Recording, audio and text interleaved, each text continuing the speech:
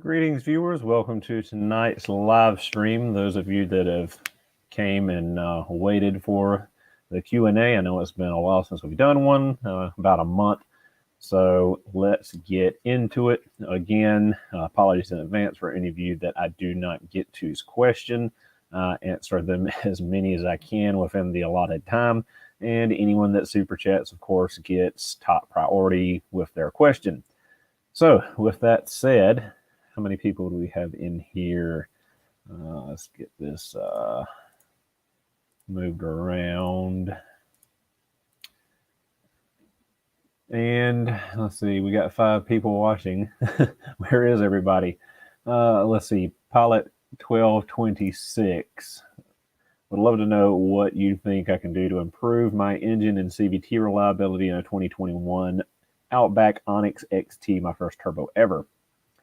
Honestly, that is so new of an engine and vehicle, it's hard to say what will and will not make the reliability greater or what problems it will or will not develop. It's kind of hard to say because it's basically all new. So can't really give any insight into it other than follow the maintenance schedule and don't beat the crap out of it. Drive it with some sense and, make sure you get all the services done on time. How do I diagnose a humming noise coming from the rear on an all-wheel drive 03 Forester? It gradually increases as I gain speed.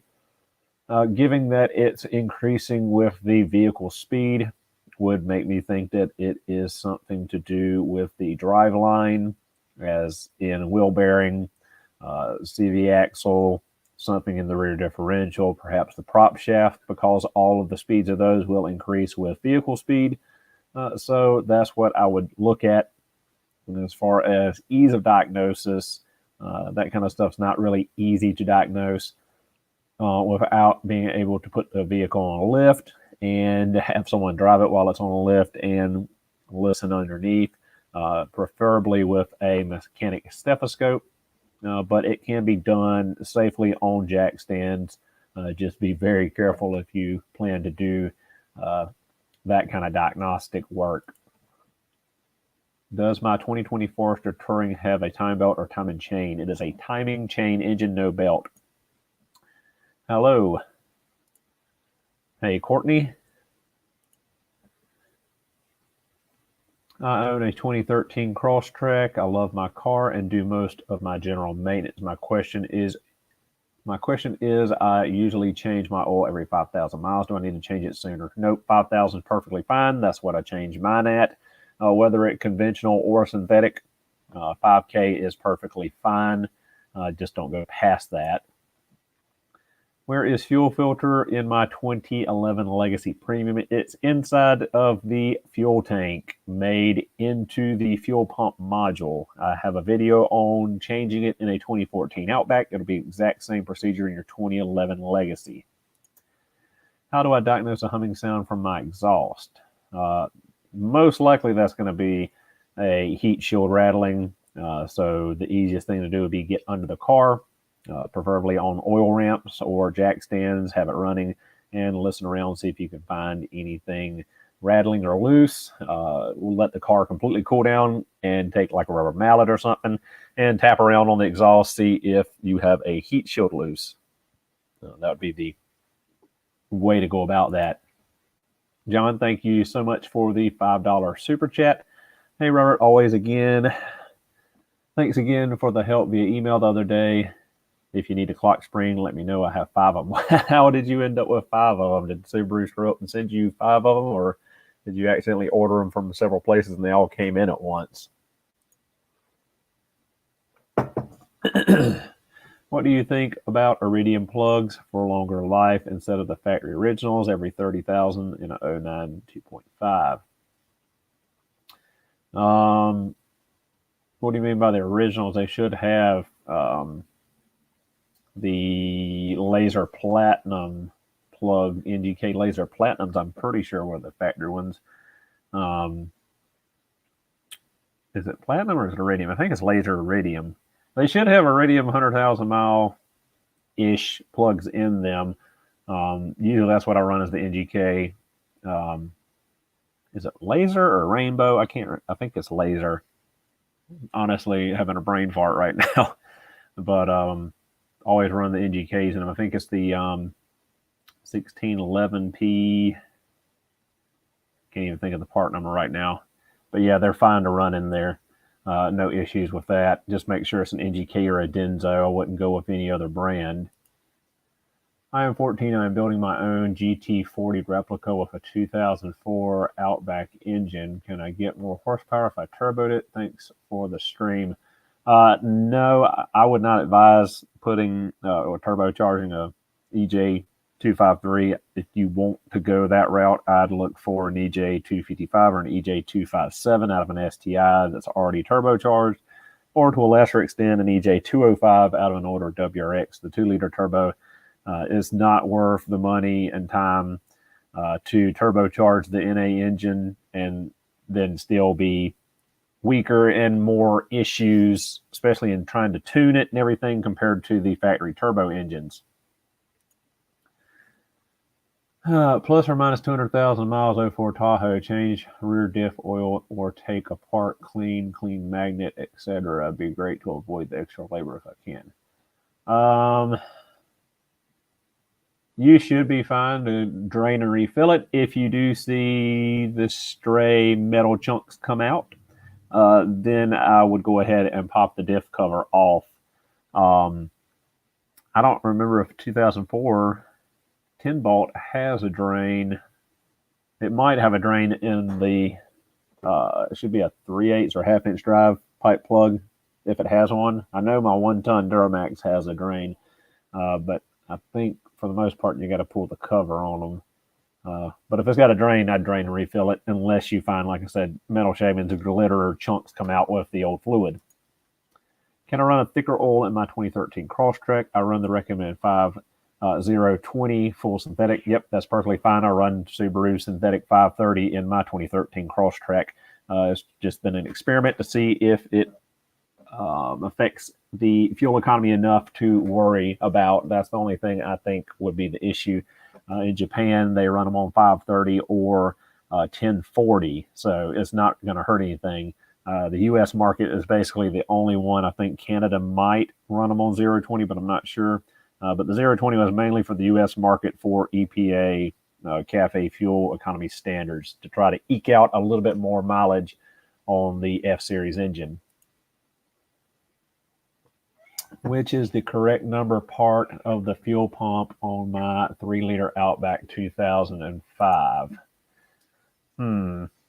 Let's see if we can get opposed forces pulled up and get to looking. Let's see, 2005 3-liter. I'm assuming wagon. It shouldn't really matter. Let's go ahead and pop the screen over if it's going to connect. Okay, wagon. I'm going to say it's an LLB, normal suspension. Let's see, fuel system. Intake supply system. I did see we have a $10 super chat. Thanks for the reply. I bought an 03 Forester, 180K, and I'm about to hit 200K. The car is solid aside from the humming noise in the rear. Hitting 200K. Anything else I should be checking? Being a 2003 Forester, hitting 200K, I would go ahead and check the timing belt. Make sure that that has been serviced as it should. Depending on, let's see, you bought it at 180K. Yeah, I bought it at 180K. So I'd go ahead and pull the timing covers off, do an inspection, check the timing belt, and that would be my main concern is the timing belt. Other than that, I would go through and just doing a general inspection, make sure that your fluids are good, transmission fluid, gear oil, all that stuff, check the condition of it. If it's poor, go ahead and get it switched out, and you should be good to go. So let's get back to this 2005. Thank you again for the $10 super chat. Greatly appreciated. Let's look at this 2005 Outback. Let's see. Model year 04 to 05. Tank assembly. Let's see. Fuel pump module. Pump assembly. Let's see. Subaru parts.com. Check this part number really quickly, and we will get back to thanks for Subaru oil change the oil every 3,000 miles on the service rig. You are welcome. Started running power send power and put 2,000 miles on my 2013 WRX. Man, I'm surprised how good the oil still looks. So many people are giving me crap. I can't wait to share the oil analysis. Oh, we got a pop-up. No wonder it wasn't going. In Argentina, the usual oil change is 15,000 kilometers or 10,000 miles on synthetic. That's more than I like to go, honestly, even with synthetic. Okay, so back to Darwin. Looks like the correct fuel pump assembly for your 2005 Outback 3-liter will be 42021 AEO07B. Let's just confirm, but I'm pretty sure that's the part number. So it does not fit. So I'll have to get back to you if you want to send me an email or a comment somewhere. I'll have to get back later on that and get you a part number. It's going to be a little bit more to look up than I have time to do right now with everything going on. So let's get back to some questions. Hey, Mr. Subaru, my wife's 2006 engine was replaced with a Japanese imported 2.5 with 61,000 miles. Will I have to replace the head gaskets? It was an imported 2.5 or an imported 2-liter, because normally when people import JDM engines, it's actually a EJ20 single overhead cam NA they put in there. If it's the JDM EJ20, which you can look on top of the engine block right between the power steering pump and the alternator, and it'll be stamped EJ20 or EJ25. It's the EJ20, you don't have to worry about it. EJ25, not exactly sure. I didn't really think that they had the 2.5 in the Japanese market. I thought they only had the 2-liter, but might be wrong on that. Cannot RUA. What? Not sure what that was supposed to be. Hey, great channel. I live in a place where temps drop to negative 12 Fahrenheit. I've noticed my 2014 Impreza oil consumption increases. Any thoughts? That is colder than I want to think about. Are you running 020 in it, or which oil are you running in it? Any better cordless LED lights coming out that you know of? Not offhand. I'm assuming you mean from Milwaukee. They just had the pack out light come out, and they had the new 6,000 lumen Gen 2 rocket tower light come out. But other than that, I don't know of anything other than, well, they do have that M12 Rover. It's like 700 lumen M12 powered magnet on the back. But other than that, that's all I can really think of. They got some flashlight stuff like that. But as far as work lights, it's basically that M12 Rover, the pack out, and the Gen 2 M18 rocket tower light.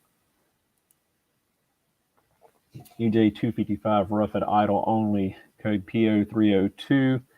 Once accelerating, it goes like hell. They say tight valve on 2.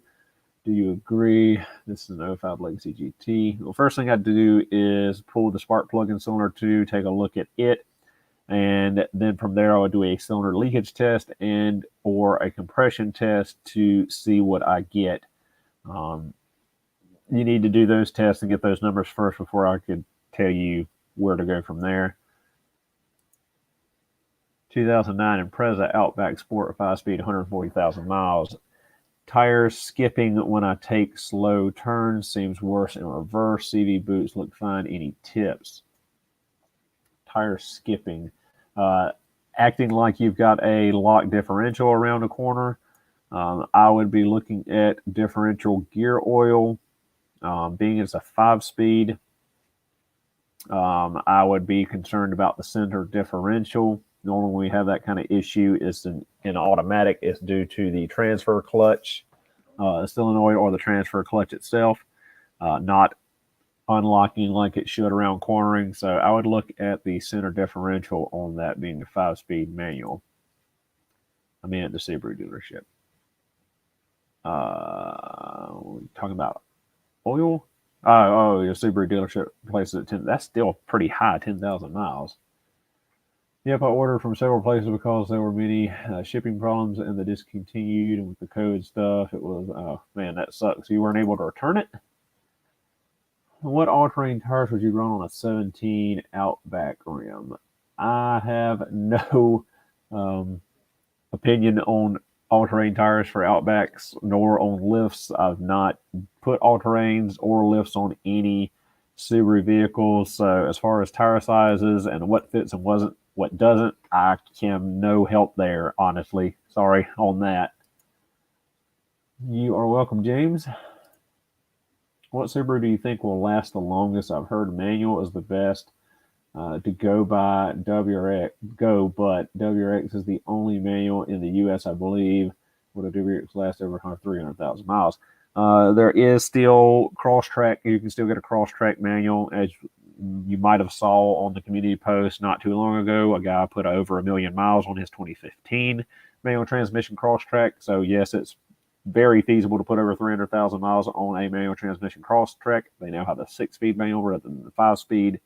I believe they changed that in 2016, 2017.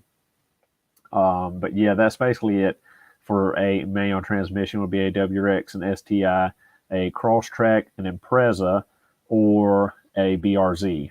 Everything else is CVT at this point. I got the EJ255 new short block and turbo in my 2013 WRX. 2012 Impreza 2-liter, weird chattering between 1500 and 2000. Sounds like a bad pulley. Afraid it may be internal. Any ideas? Checked all pulleys replaced. Any bad ones? Any suggestions would be helpful. When it's chattering, are you seeing RPM jump on the tack? Does it sound like it's coming from the engine, or does it sound like it's coming from the transmission? Being a 2012, that could be. I can't remember if that'll be a TR580 CVT or 2012. It'd still be a 4EAT. If it's a CVT, which I can't remember if it was 2012 or 2013 when they went CVT, I would be concerned possibly about chain slip. But other than that, again, does it sound like it's engine related, or does it sound like it's transmission related? Where exactly are you hearing it when it happens? Ever think about working on commercial vehicles? No. Just working on the Mac Tools truck on a medium duty truck is too much of a pain to me. There's no way I could work on 18-wheelers or bigger stuff. It's just too much weight, too much heavy stuff, too big of tools, just way out of what I want to do. Best 20 turbo engine, any advice if I go for the Type RA or EJ207 V7? Best 20 turbo engine. Are you asking for the best turbo engine for a 2020 model or the best 2-liter EJ20 turbo engine? Any advice if I go for the Type RA or the EJ207? I'm assuming you're talking about older JDM 2-liter turbos. The 207 is pretty well known as one of the best turbo EJs. The Type RA, I'm not familiar enough with the JDM Type RA to know what, if any, difference there is between it and the EJ207. As far as I recall, the 207 should have forged rotating assembly in it, or at least forged pistons. I can't recall exactly what all. I think all the STIs have forged cranks from the factory, but I think the 207 had forged pistons. I'm not sure about the rods. As far as what they added extra and above on the Type RA, I'm not totally sure. Hey, loving my 96 Legacy BG5 Twin Turbo. Man, I wish we could have got those here in the States. Will bad seals in water pump cause bubbles in overflow tank? 05 3-liter Outback, no signs of water. No, a bad seal in the water pump, you'd have water coolant leaking through the weep hole in the timing cover externally. If you've got bubble in the overflow, I would be looking at a cylinder leakage test or a block test to check for hydrocarbons in the coolant, because that sounds more like a head gasket issue than anything else. What site is it that you looked up fuel pump on Subaru parts deal? Sucks. Opposed Forces is one of the websites. That's one I pulled up to help find the actual part number of a vehicle. But then SubaruParts.com, Subaru Parts Deals, and there's several others that I check for, check the price against, or Amazon, or several other places to get the best price on stuff, because weirdly enough, either my dealership hates me or I don't know what, but a lot of times I can get stuff cheaper on Amazon or SubaruParts.com or wherever than I can through my local Subaru dealership with my wholesale account. Yep, Opposed Forces is a great website for looking up parts for Subarus, but they are not really great on the newer stuff. It basically cuts off about 2009, 2010, somewhere in there. So the last 10 years, there's not much coverage for. Is there a benefit to running 530 over 020? Does it help the engine at all? The only real benefit is that the oil consumption, if you have an oil consumption issue on 020, normally putting 530 in it will slow the consumption or stop the consumption. Other than that, there's not really any benefit. You actually get a little bit better fuel economy on 020 than 530. How much, I'm not sure. I'm running 530 in my Crosstrek now as a long-term test to see how it affects the miles per gallon, but it's probably going to be a couple more months before I have any findings on that. Right, which would be the center diff in the 5MT, if that's what you were talking about, was that Outback Sport.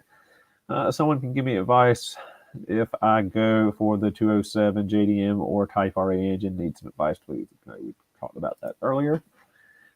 Hey, I got stuck in the mud in my 2018 Crosstrek manual transmission. Saw a good amount of smoke from the passenger front corner, and it smelled kind of like burnt rubber. Haven't seen it since, but wonder what it was. Depending on how stuck and how deep you were, of course, the mud's going to be burning off of the catalytic converter and the hot exhaust. Possibly you pushed the plastic under skid tray up into the exhaust manifold, got it hot, and possibly melted it partially. It's hard to say without getting up under there and first blasting all that mud off of there and, checking around to see what you see. Everyone really considering picking up a manual WRX, just wondering if the 5-speed trans is as bad as everyone makes it out to be. The 5-speed trans, if you drive the car like a normal car, is perfectly fine. When you go out and start launching it and start power shifting it and racing it, and then, yeah, they do break pretty easily. Hey, Mr. Subaru, you drive a WRX or SDI by chance? I have had a 2002 WRX Wagon, a 2004 WRX Sedan, and a 2019 WRX Performance Pack, but currently do not have one. Thanks for the update, Subaru Enduro. I returned a couple of them, but they were coming in just as fast as I could get them out. You still got 5. That's insane.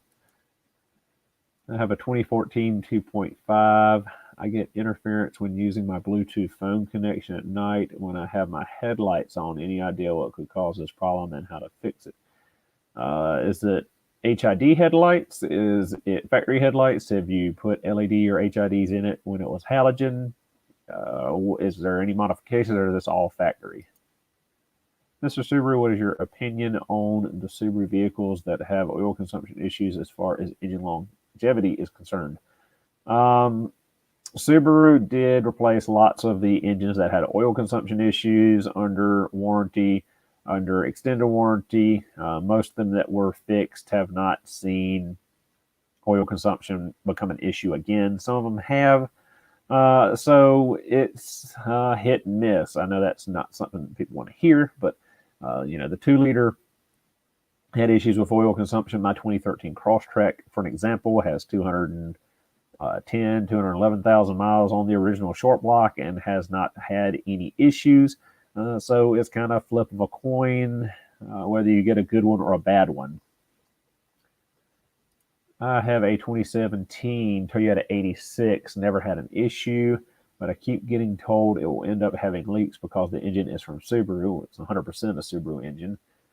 Is this true or just a scare tactic? Thanks from El Paso, Texas. So it is true that it is a Subaru engine. The GT86 is a Subaru BRZ, is an FRS. They're all the exact same car, the exact same 2-liter Subaru engine in them.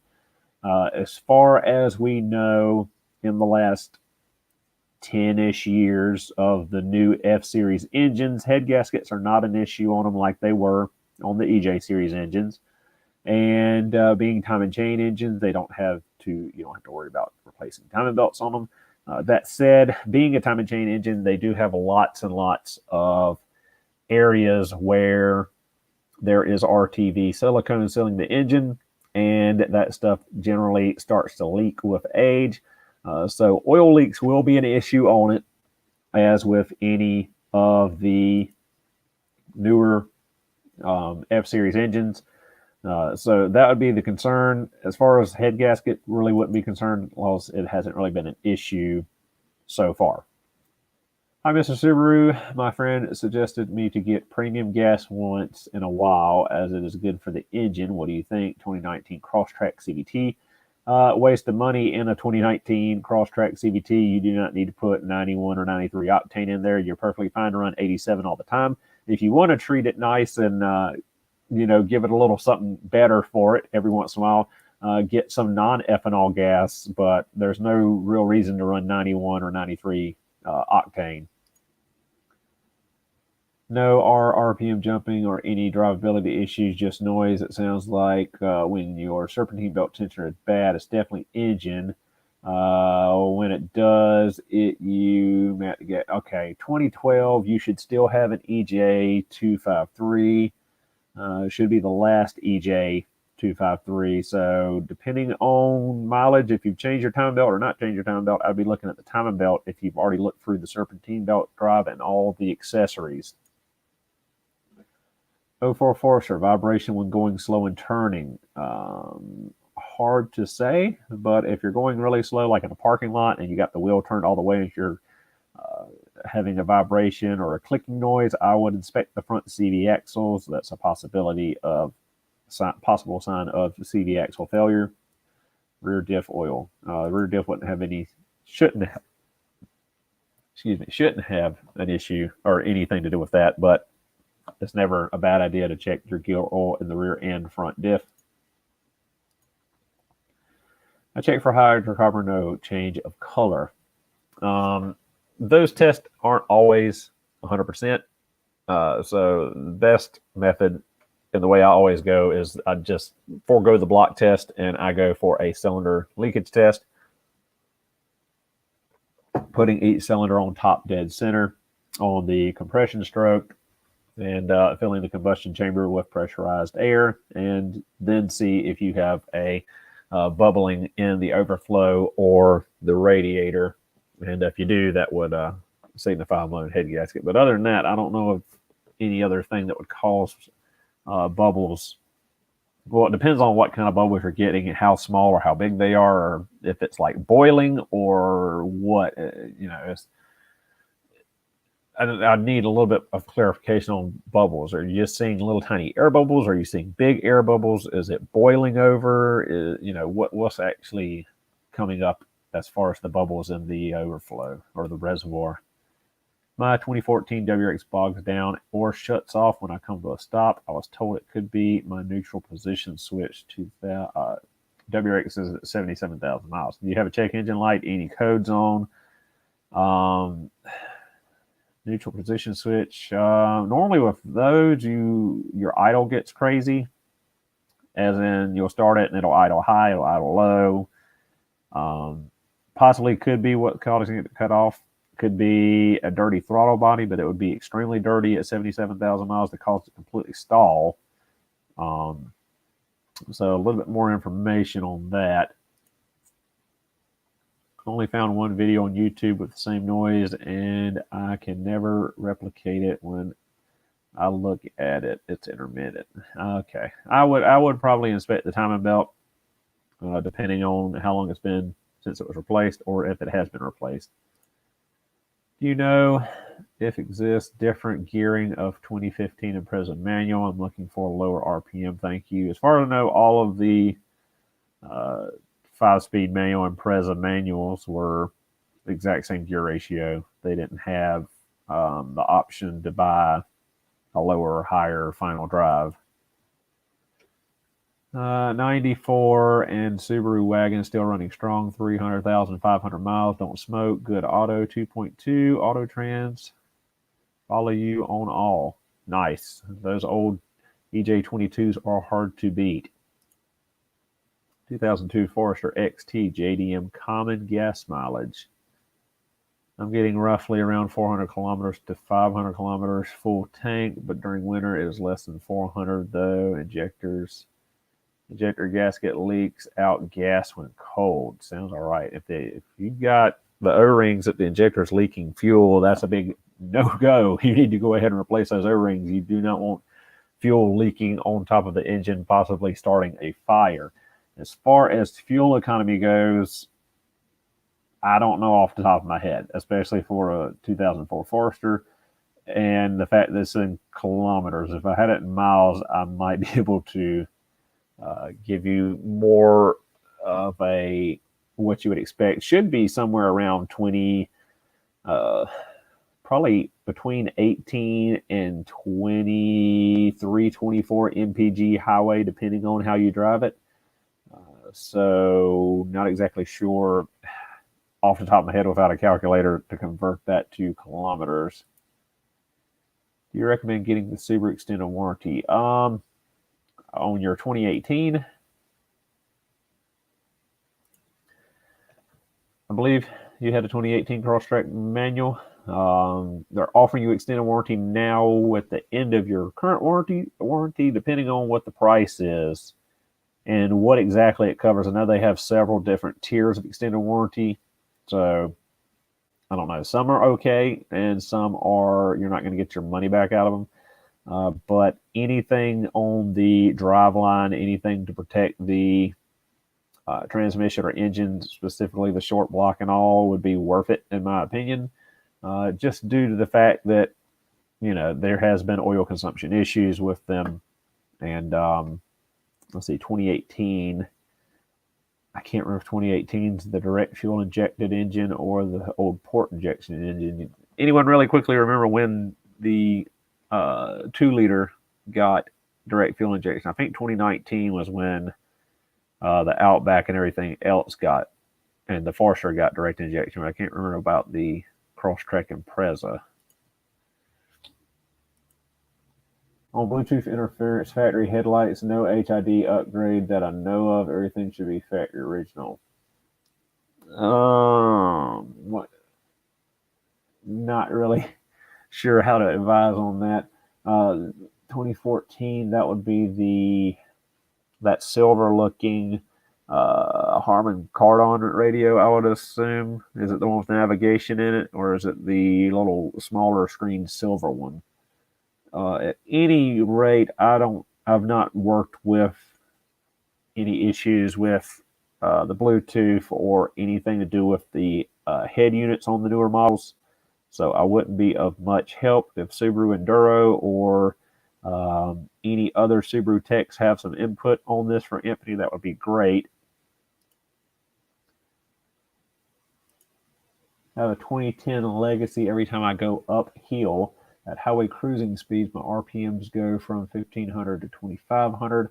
What could cause this? That should be normal depending on how steep the hill is. It's just the CVT changing gear ratio and increasing engine speed for the increased load of going up a hill.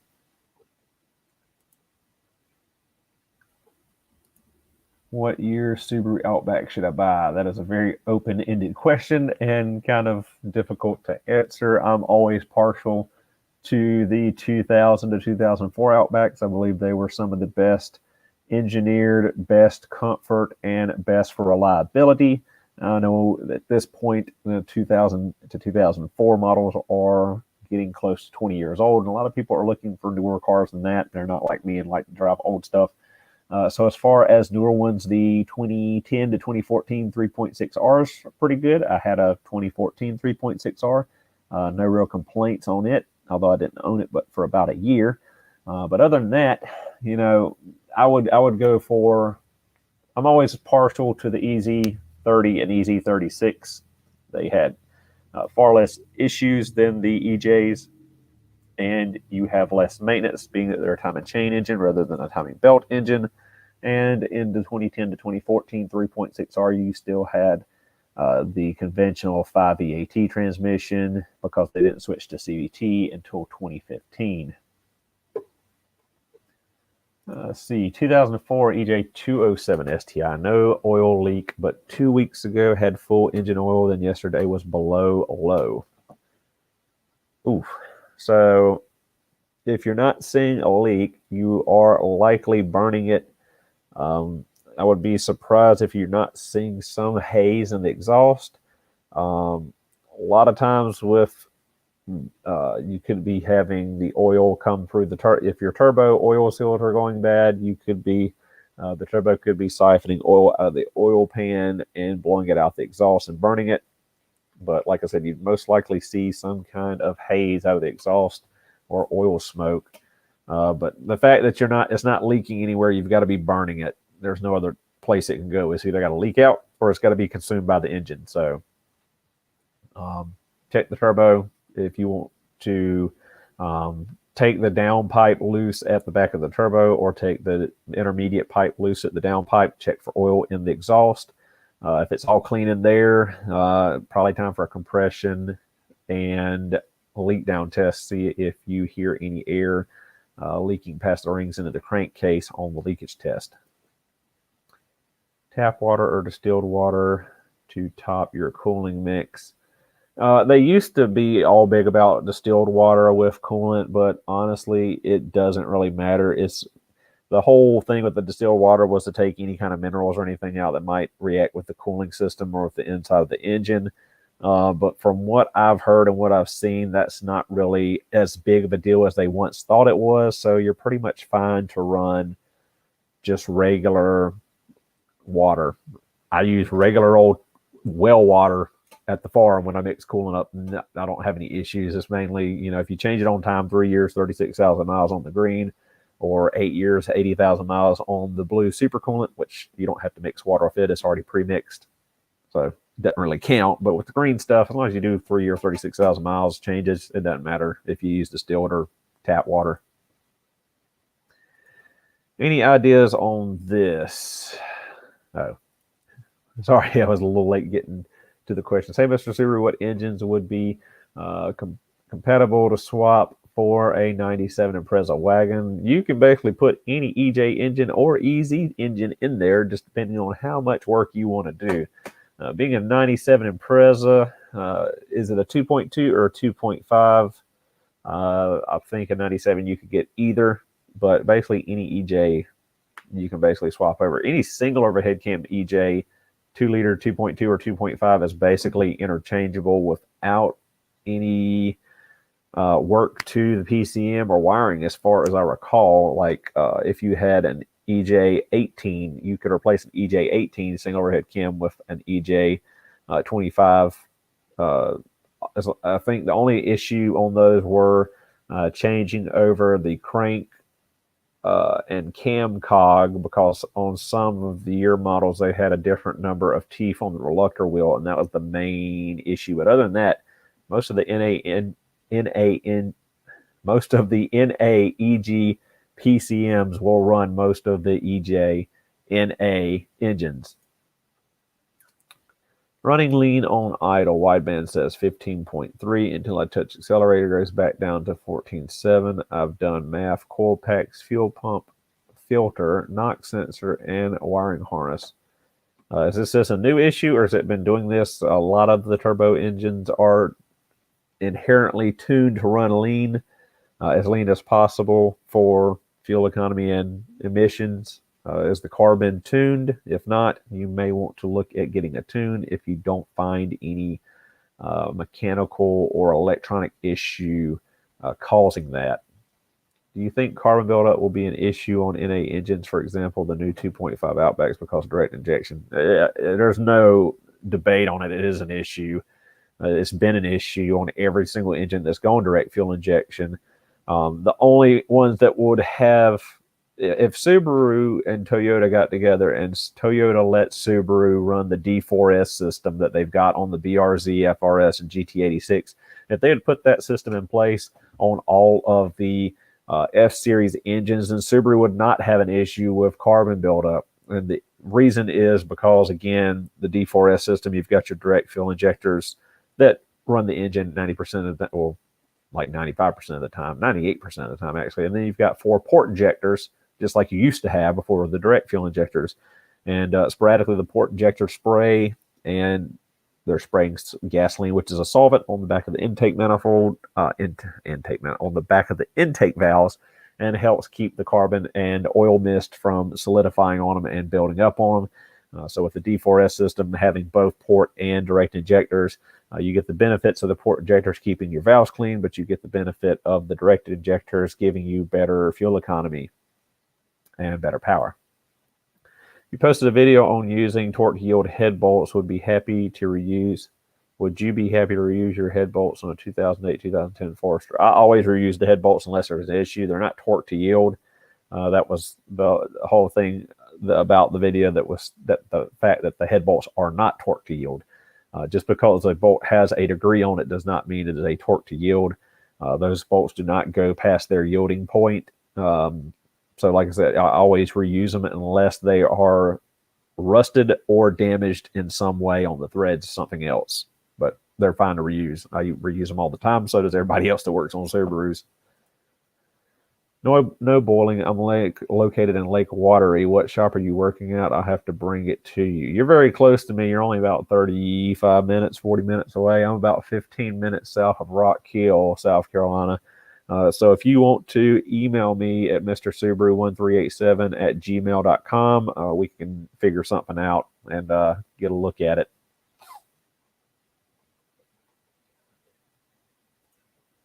Sorry, it was an 03 JDM WX 205. Thanks for your info. We'll have to have the dealership check it out. Vehicle has 150,000 miles on it. I've never had the timing belt changed since I've owned. I've had it since that. Oh, you were way past. Wait, was this the 2012 Impreza? I need to look it up. I'm pretty sure the 2012 Impreza, like the 2012 Outback, still had an EJ253. I don't think they switched to the F-Series to 2013. You can pop your hood and tell really quickly. You either have a black plastic timing belt cover, or you'll have a silver aluminum timing chain cover. If it's an F-Series engine, you'll have the oil filter on top of the engine. If you don't see the oil filter on top of the engine, you've still got an EJ.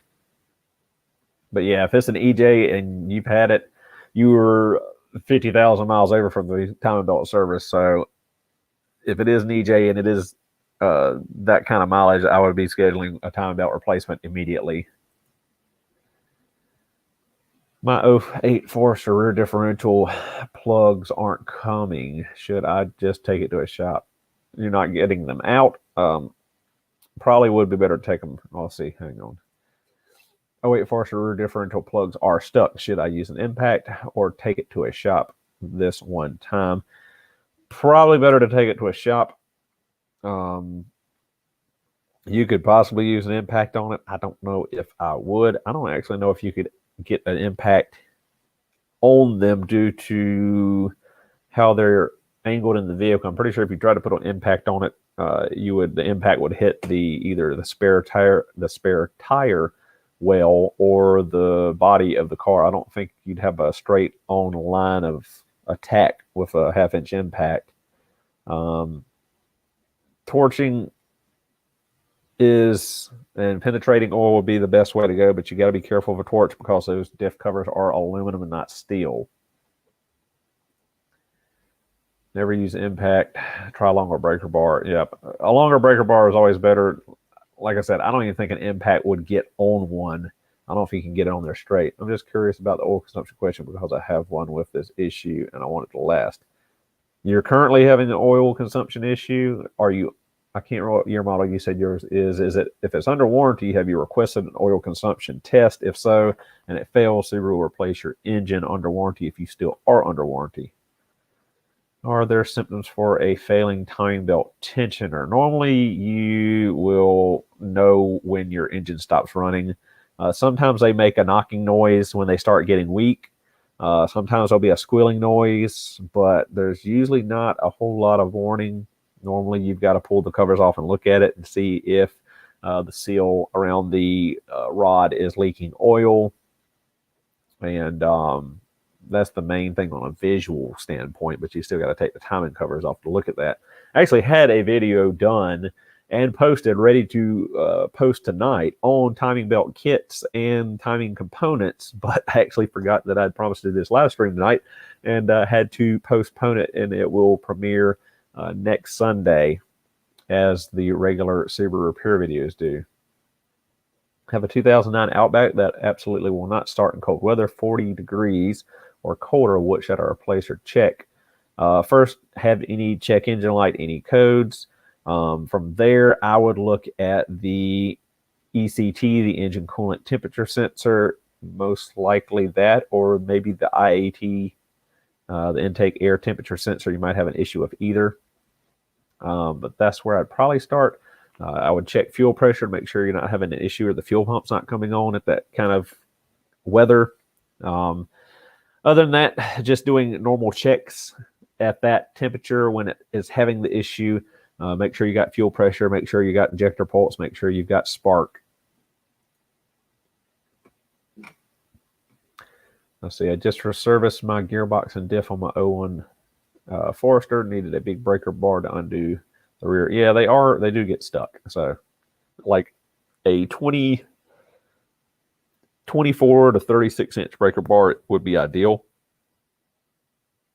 But depending on if you're up north and there's a lot of rust, that comes into play as well. 2005 Forester XT Upstream O2 sensor stuck. Any advice? If we are removing it because it's stuck and no good, torching it would be probably between torch and penetrating oil. That's basically your best way to go.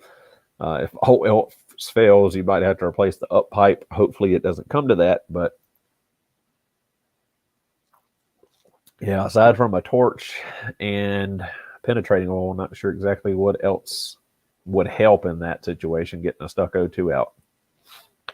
You need to do more sandbar videos. I've been trying to do sandbar videos. I've been waiting on parts. I ordered parts back in August 11th. Here it is, December the 6th. I still do not have my parts. I'm going to do a big video on Right Drive Auto in Canada once I finally get my parts in. It has been the biggest freaking mess. So until I get parts in, I really don't have a ton to do on it. I mean, I guess we could do video of driving it or something like that. But other than that, not got many ideas on what to do aside from the repair videos when the repair videos start. If you've got ideas on what you want to see me do with this sandbar, drop them down in the chats and see what we can come up with. 2014 Crosstrek CVT whines when accelerating from stop prior to first shift. There isn't a shift, but I guess you mean the first faux shift where it feels like it's shifting like an automatic. If it's whining, they did have issues with the bearing and the main bearing in them that can cause a whine. Could be something with the chain. Normally they don't whine when they have chain slip or an issue with the chain though. How many miles is on it, and when was the last time the CVT fluid was replaced, if at all? Some ECU failure from factory on legacy 2-liter are, some ECU failure. Being a Legacy 2-liter R, I'm assuming you're got a non-US spec Legacy, so I really can't give any insight to non-US spec vehicles. How much oil is too much oil? 2010 WRX had oil filled just past the twist on the dipstick. That is way too much. Is this too much oil? Engine dropped a big end bearing straight after that service. Yeah, if there was oil all the way up to the twist in the dipstick, that was way, way too high. That was probably a good 3 or 4 quarts overfilled. So yeah, that's not good. I don't know how too much oil would cause a rod bearing failure though, unless it was so much oil that I don't know, the pump should still be pumping it. If you get too much oil in the boxer engine, I mean, the crank can actually come around and slap the liquid oil. If it's so high in the pan that it's actually touching the crankshaft, that can cause some issues. That might have been what happened there then. But yeah, that was way, way overfilled.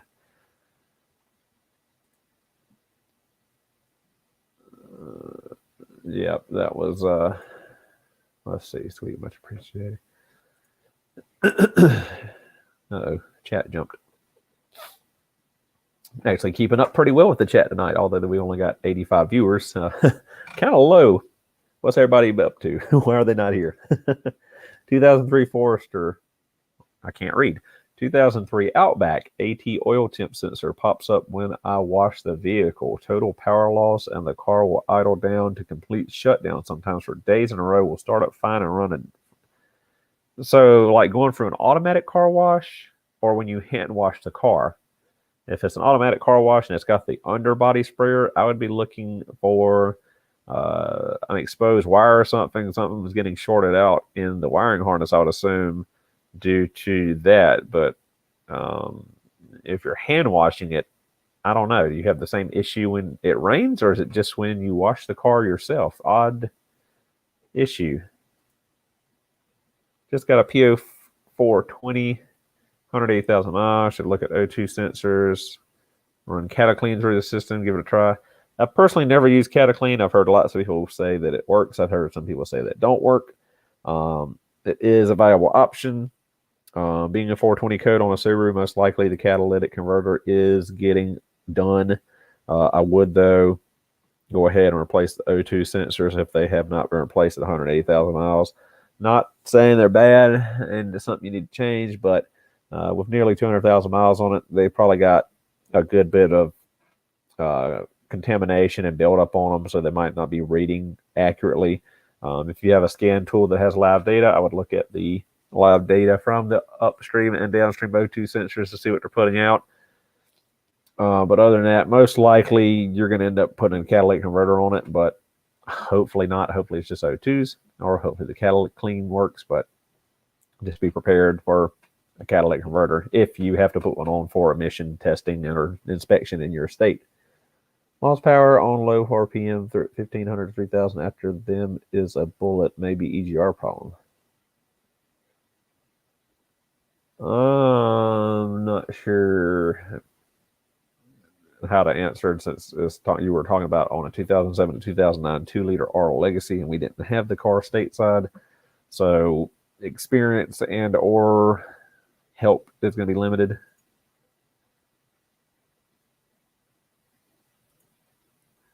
'98 Forester owned for 2 weeks. It had no thermostat. Installed a new OE thermostat. Doesn't overheat. Idling for an hour, going through several heat cycles, but overheats in 5 minutes driving. Why? Likely blown head gasket. They took the thermostat out to hide the fact that there was blown head gasket. Or you have an air bubble somewhere. Hopefully you've got an air bubble and not a blown head gasket. But usually if someone takes out a thermostat, or there's not a thermostat in a car, it's to hide an overheating issue, which seems like you have discovered now that you put a thermostat back in.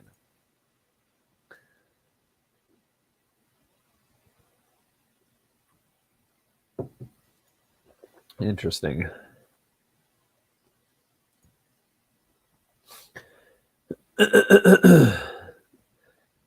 Any fix for my Forester 2014, which keeps getting an error about emissions that disables cruise control? I just cleared the code, but it seems to happen frequently after filling up. Which code are you getting specifically? I'm assuming since you're getting a code filling up, it's something that's going to be evap related.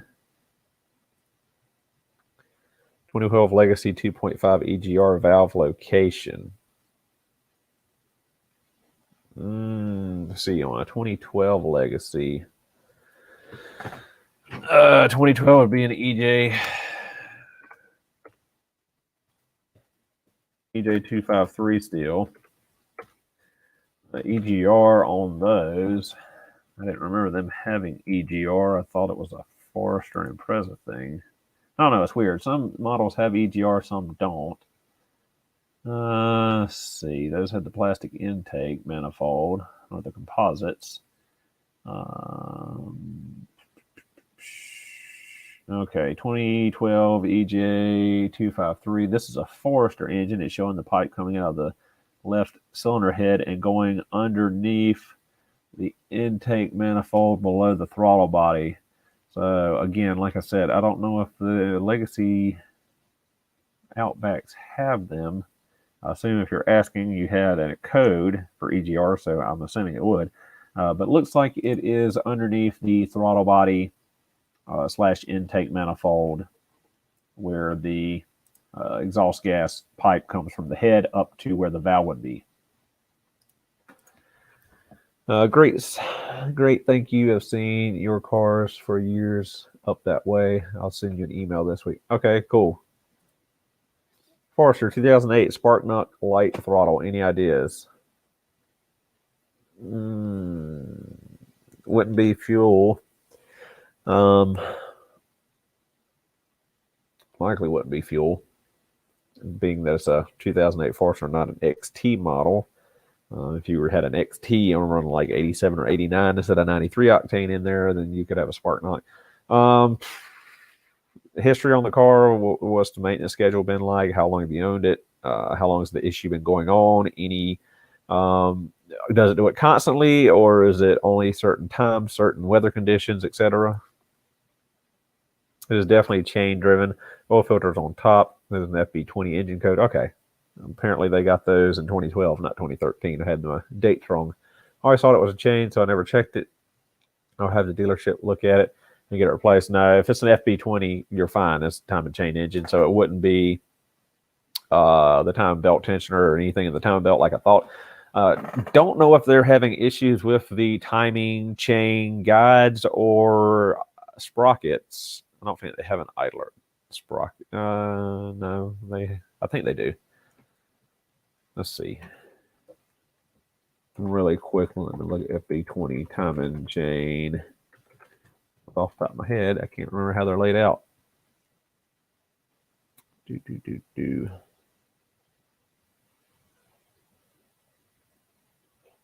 Let's see. Now they got a guide upper and lower. Yep. Okay, there's a guide upper and lower. And then the cams on either side, the crank in the middle, they swoop over. There's tensioner there, pushing the guides. So, yeah, unless it's an issue of a guide, I don't think that'd be the kind of noise you're having, though. Not exactly sure how to advise on that. I don't know why I disconnect the battery. Temporary solution for some days. From Toronto, 2013 Crosstrek transmission leak. Only the dealer do. Your CVT is leaking? Or is it a manual transmission? Or what you got going on? Is it CVT fluid leaking? Or is it differential fluid leaking from the front differential? Thanks, info on HUD bolts from Australia. You are very welcome. AP Cars, what's up? Is there any negative for not using the heat shields on the EJ20? Not really. Honestly,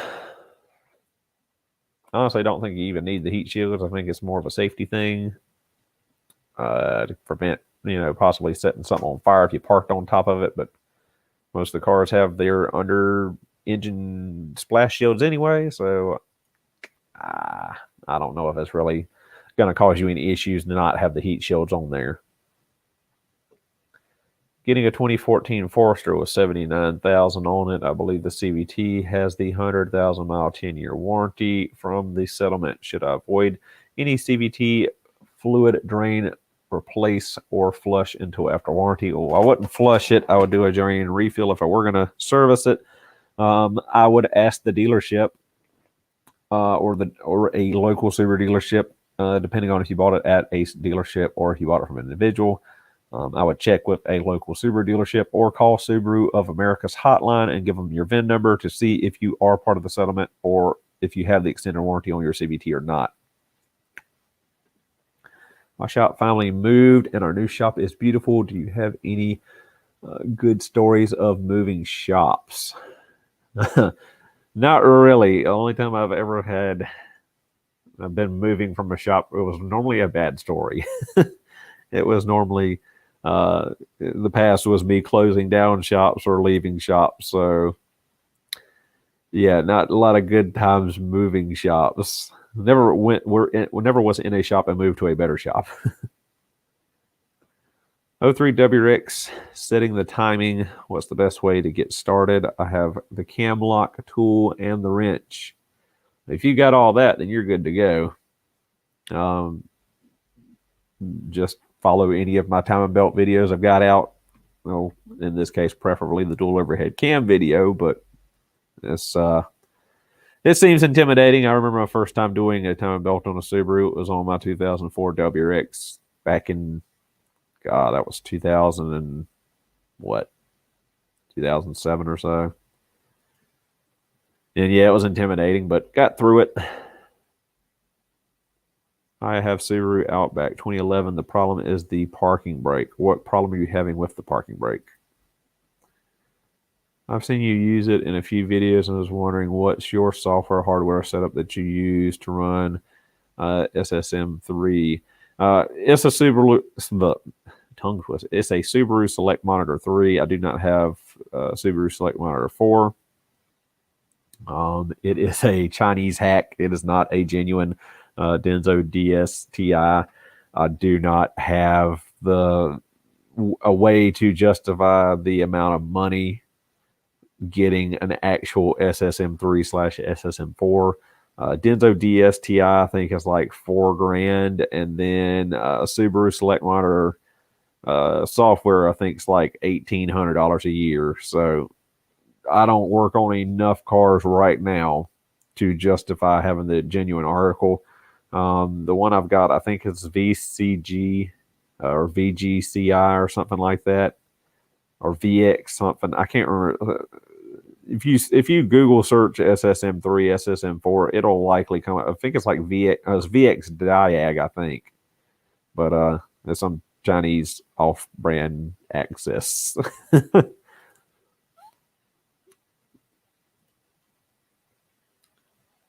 General reliability of a 3.6R Outback 5-speed automatic. As long as you service them like any other car, they're pretty good. There's not really any issues off the top of my head that stand out. I always lean towards the 3-liter and 3.6-liter over the EJs just because the 6-cylinders have less issue. They are more expensive when they do have an issue, but on the whole, they have less issues and their maintenance is less.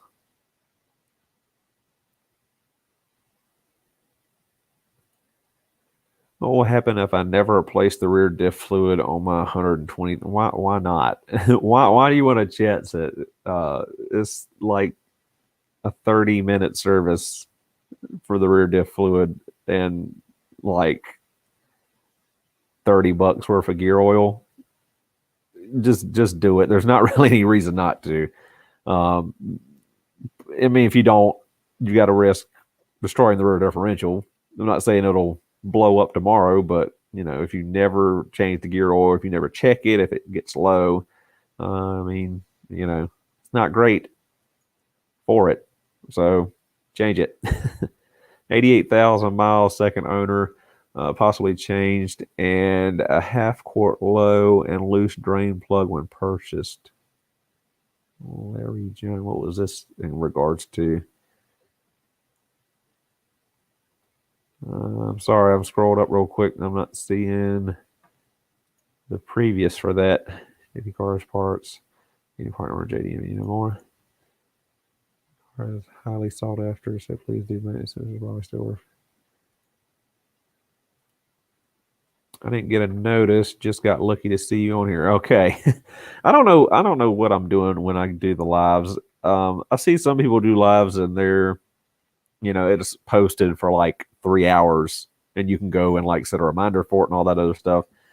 But every time I get on here to do a live and I go to my channel, it doesn't show that it's, coming up. So I tried to post about it earlier. I tried to talk about it last live stream, but I don't know.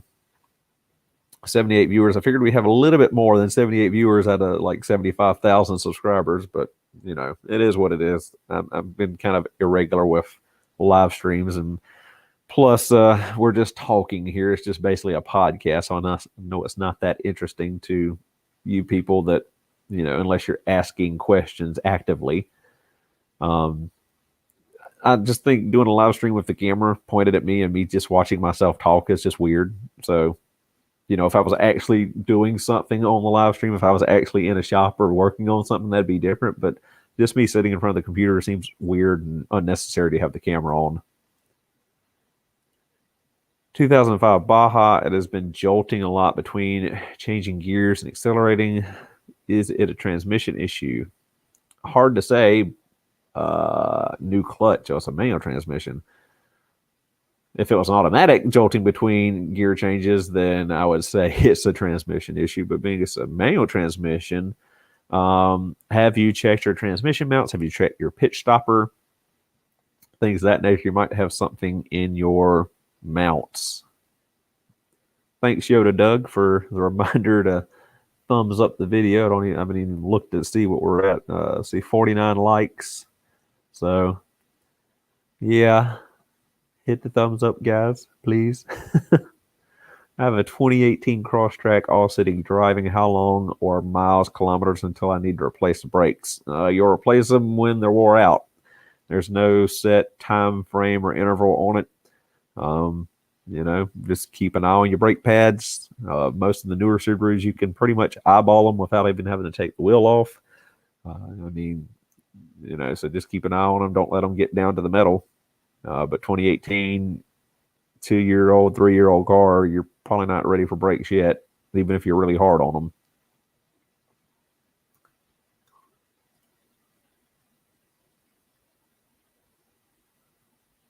Yep, very true. You can go 100K or more, depending on how you drive the vehicle. City driving is harder on brakes than highway driving, but still. Yeah, insurance just paid me $8,000 after a hailstorm. Runs great though. I did pay a shop to replace the hood. It looks awesome from the driver's perspective. Not sure what we're talking about there. 2000 Outback with torn steering rack boots and large oil leak from the back of the engine. If I remove the steering rack, will I be able to see whether the leak is coming from the seal or an oil pan? Likely not. You'll probably need to pull the engine. But depending on the mileage, that's a 20-year-old car. I would be willing to say that both or one or the other rear main seal, oil air separator plate are leaking.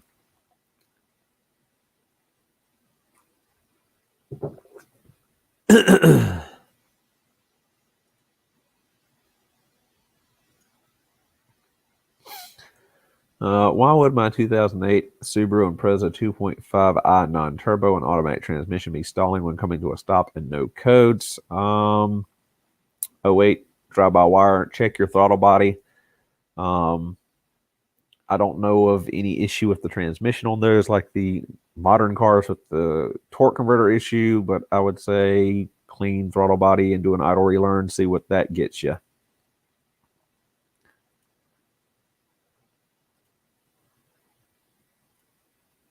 Jake, clean throttle. Yep. There we go.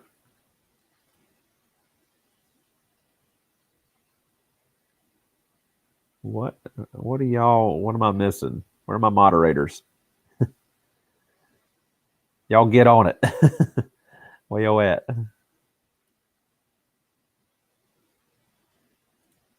Let's see, what are we doing?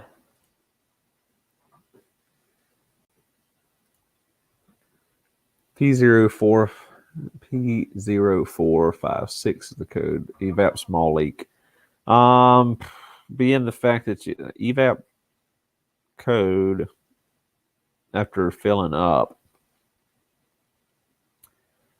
small leak. If it was gross leak or a large leak, I would say it would be a loose gas cap or bad gas cap seal. Being a small leak, it's probably got something to do with the filling the tank. Brain fart offhand. So yeah, being an evap code and the fact that you're having the issue of throwing it when you're getting fuel, it needs to be diagnosed. It's hard to diagnose the evap issues in a DIY sense. Someone that knows what they're doing has got a smoke machine. You probably need to take it somewhere to get it diagnosed. But yeah, that would be the correlation between why it keeps tripping that evap code and fueling up. We got a super chat here from DK61905. My 98 Forester had head gaskets. Where'd it go? Here it is. Getting tongue tied again. My 98 Forester had head gaskets 160,000 miles. I have the receipt. I still have. It has no underbody cover. Would that contribute to overheating while driving? No. I basically ripped the underbody shield, splash shield off of all my Subarus because normally they're tore up anyway. It does not affect overheating. If you could have a blockage in the radiator. We could have a blockage in the heater core to a lesser extent. I don't think a blocked heater core would cause overheating.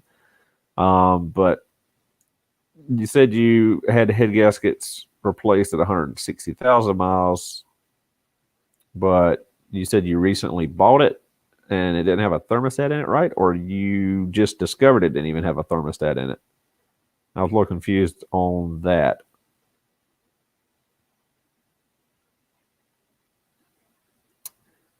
Where were we at? Let's see. You got to scroll back up. Looks like I got really bad far behind there for a while. Oh, no, here we go. Say head gasket. 2012 Impreza chain. Yep, we figured that out. I'm always weird on that. I can't ever remember exactly which model switched to F series and which one was EJ because I know the Outback they didn't switch until 2013. I think Forester switched in 2011, and apparently Impreza and Crosstrek switched in 12. But sometimes I can't even remember exactly. Jake torque converter could be bad. Yeah, it's possible, even though it wasn't a common issue on a 2008 Impreza. Omaha, and someone is driving it till it drops. He's got a first job as an engineer. Silly kid wants to use his savings account to put towards a down payment on a house. Shift delay to reverse and drive improved once half a quart was added. Still a slight whine. I've gotten out of the flow here. I'm getting responses to questions confused and they're starting to run together. So on Amazon, they have a Wi-Fi borescope camera as cheap as $25 with a light at the end of it to light up the area. I've been meaning to get one myself and making inspections like that. Yep, a borescope definitely would be helpful in running up at the back of the oil pan to see if the leak is from the oil pan itself or coming up further. It's just, it gets really tight back there. So even the very small borescope camera leads can prevent you from getting in there, but sometimes if you butt up to something close enough, you can still see well enough with the borescope to figure it out. I have an Impreza EJ22 with 230,000 miles. When I hit the gas, it's slow, accelerating, and then after 2 seconds reacts and goes faster. It feels like bottled up and then goes faster. Maintenance stuff. When was the last time you changed fuel filter, spark plugs, air filter, stuff of that nature? I don't know if I would think that to be a clogged catalytic converter because that would likely be the backwards, that it would take a surge and then start stumbling with an acceleration. But your model would help. If it's an Impreza EJ22, that'd probably be a 93 to 98, 2000, somewhere in there. Any check engine light, any kind of issue like that going on with it? Sure he works on anything amazing. As a Subaru technician myself, and the engineering torch that's blow my mind is why they make things the way they are. Yep, same, especially on the newer stuff. Seems they're getting wackier and wackier as each new model year comes out. I did clean throttle body and MAF, as well as always do the fuel system clean when gum out. So not that's stalling it. When you come to a stop, pop the transmission into neutral and see if it stalls out. See if it's only stalling out in drive compared to coming to a stop with the transmission in neutral. If it only stalls in drive, I would say you've probably got a torque converter issue. Well, Mark, it'd be a waste to drive that car to the ground. Good maintenance should make that car last longer. I had the brake service done twice at 22,000 kilometers, very low mileage, and the dealership is already telling me my rear brakes are coming due for replacement in the next year. What? Had the brake service done twice, 22,000 kilometers. Is this on a new vehicle, or you're just saying it's been 22,000 kilometers since you had your brakes replaced? Sounds like the dealership is trying to extract as much money as possible out of you.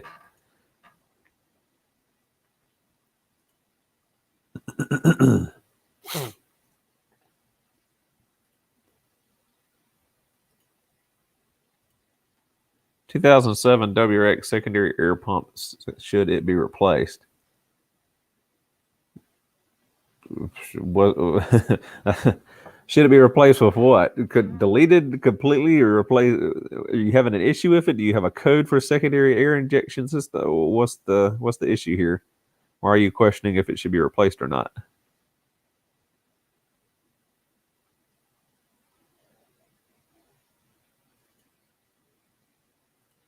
Any news on the new WRX STI engine? No more than that video I put out last time, as far as I know. It still looks like they're getting an FA24 variant for the new STI, but I haven't myself come across any further information than what I shared in that video like a year ago. Hearing a squealing sound while driving. Okay, so you're squealing. You think the secondary air pumps are squealing while driving? Have you pulled the... Have you checked your belts? Have you made sure they're not loose? Have you taken the belts off? Checked all the belt drive stuff? It's an automatic or a manual? Kind of broad thing to narrow down. Specifically saying that it would be the air injection pump. Not a Subaru question, but I own a 2010 Legacy 3.6 R for 115,000 miles. Runs great so far, hoping to run it in the ground. My question is, do you recommend a 2016 and up Ram 1500 Hemi four-wheel drive? I do not, personally. All the FCA built Rams are just... I don't recommend anything Dodge, Chrysler, Jeep, Fiat anymore to anybody. My dad was a Dodge, Jeep, and Chrysler technician for many, many years, and he got out of it in the early 2000s. And they just don't build them like they used to. When they took the 318 and the 360 out of the Ram, those were some of the last great ones, like the second gen Rams. But the new ones, I don't know. They've been having issues with the MDS, multiple cylinder shutdown on the Hemis. I don't know if they resolved that. There's tons of wiring issues. Recently, let's see, 2018 into 2018, 2019, when I was back on the Snap-on truck, I had a big Dodge and Chrysler dealership, and they were flooded all the time with recalls and issues. They do not build those vehicles like they used to. Mopars used to be great, especially the Dodge Rams, but just not anything new. I don't know who I would recommend. I've never been a Ford fan. I was always a GM truck guy, but even the new GM trucks are just junk. Between the transmissions and all the issues with the valve springs breaking and the engines and the camshaft issues with the multi-cylinder shutdown stuff or the DOD or AFM, active fuel management, or displacement on demand. They've got so many acronyms for the cylinder shutdown stuff. Hi, I have a 2009 Forester. Last year went through the front suspension and changed all bushings and ball joints. Okay. Maybe it's a split question. Let's scroll down and see if we can find the rest. Hey, I have a 2015 Impreza with a binding clutch. Appreciate any suggestions you have. Short of replacing the transmission. If you got an issue with the clutch binding up, I mean, it wouldn't be a transmission replacement. It'd be seeing what's going on with the clutch. As in, what exactly do you mean by it's binding up? Is it hanging between gear shifts, or what's going on with it? 116,000 miles, and I haven't ever since I bought it. And I looked at the Carfax. The two previous owners not done anything to do with the transmission, and I was pissed when I found out. Yeah, I would definitely do this coming to a stop between drive and neutral and seeing if it's only stalling in drive.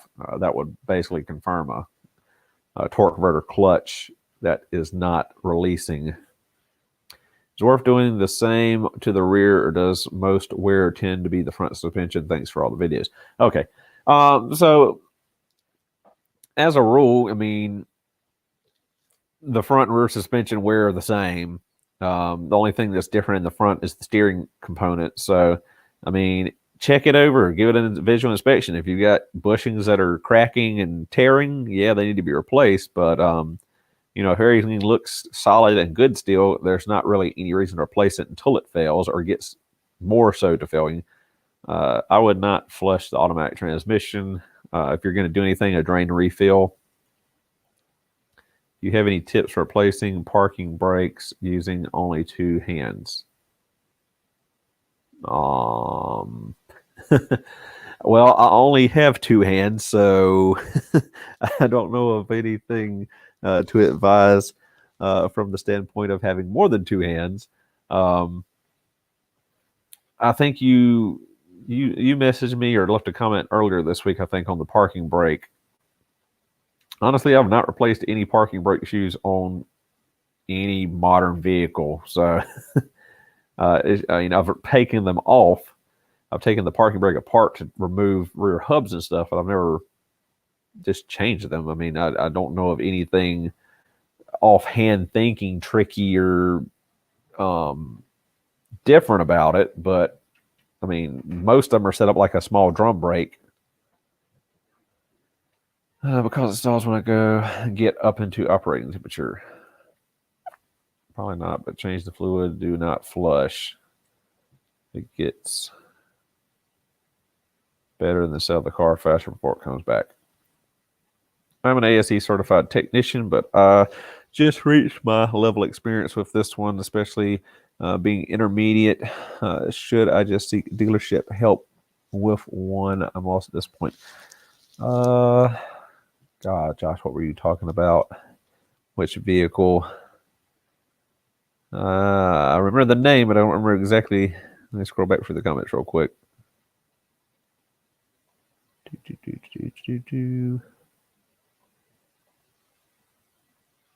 Crap, that's been a while back. Or I'm just not seeing your comment before. Yeah, I've scrolled all the way up. I can scroll. I'm not seeing... Sorry, man. I'm having trouble keeping everybody's stuff straight tonight. Hi, Colin. I have a 2007 WRX manual transmission and hearing some sort of squealing sound when driving off. How can I diagnose whether it's power steering pump or serpentine belt? First check the serpentine belt over, make sure it's properly tensioned. If it's too loose, then yeah, go ahead and tighten it up. Aside from that, if that's not the issue, take the belt completely off, engine off, of course, and spin all of your pulleys by hand and see if you hear anything weird. If not, if you have a mechanic stethoscope with the engine running, listen around the pump, listen around the alternator, and your accessories for noises. Other than that, that's basically what I do to figure out noises in the belt drive.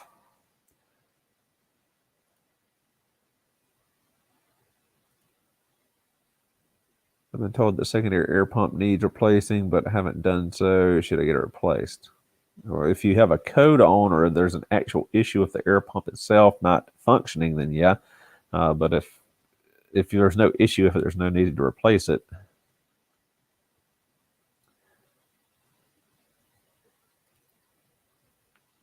I did an 8-gram dump, and now my gearbox talks in Chinese. Oh, anyone running Bill Steins on their 5th gen Legacy? Somebody's got deep pockets if they are. Great joke, but also Subaru's red line at 6 to 7 and less tuned, but still a good joke. Can I steal this one? Yeah, that was a pretty good one. What should I do after my 2014 WRX after 90,000 miles other than regular maintenance to increase longevity? Of course, a timing belt service. But other than that, yeah, just regular maintenance.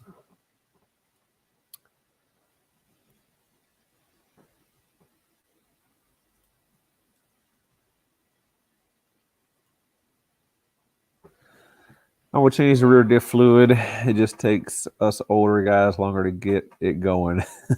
Yeah, I'm seeing that as I get older. I just don't want to do stuff, especially now that it's getting wintertime and it's cold out. I don't like going out and messing around in the cold one bit. If it's less than 60 degrees outside, I am miserable. I don't think I can run your struts. I think they're different setup on the 5th gen. 2012 Legacy EGR under intake. Yep, we found that right there behind the throttle body. I'm not that far behind in the chat. Hopefully I'm not. Let's see, 2003 Forester manual transmission. Car makes noise when clutch pedal is released. It goes away when the clutch pedal is pressed down. Any suggestions? Oh, man, brain fart. Is that the release bearing or the... Man, brain fart. What's the damn bearing? Pilot bearing. Let's see. When pedal is released, goes away when it's pressed. Goes away when the clutch pedal is pressed down, but foot off the clutch, it makes noise. That's probably the release bearing then, or the throw-out bearing. So probably about time to pull the engine or pull the transmission and do a clutch kit. Oh, wow. Yeah, I'm about 30 minutes behind in the chat. Sorry, guys. Trying to get caught up. Uh-oh. No. Looks like the chat just jumped, so we're going to pick up at a closer time. Hello, Mr. Subaru. How easy is it to replace valve cover gaskets on passenger side FB25 2013 Legacy? Perfectly doable in vehicle. It is a little bit more aggravating because they have all the RTV on there now compared to just a gasket, which I still fully don't comprehend why they want all the RTV on the rocker cover with the full gasket. But, you know, I'm not the engineer here, so that's what they want. That's what I put on it. But, yeah, they're not terrible. You can do them in car. Got an 09 WRX runs hot over 100 degrees C. No heat coming from the heater core. Replace the thermostat. Is this a head gasket symptom? It sounds like you've got an air bubble in the heater core or something going on. So make sure that your cooling system is burped. Grab both of your heater hoses. They should both be very hot. If they are, you would be getting heat out of the heater. But I suspect that you've got an air bubble in your heater core, which would cause your engine to overheat. So maybe check that and try burping the cooling system.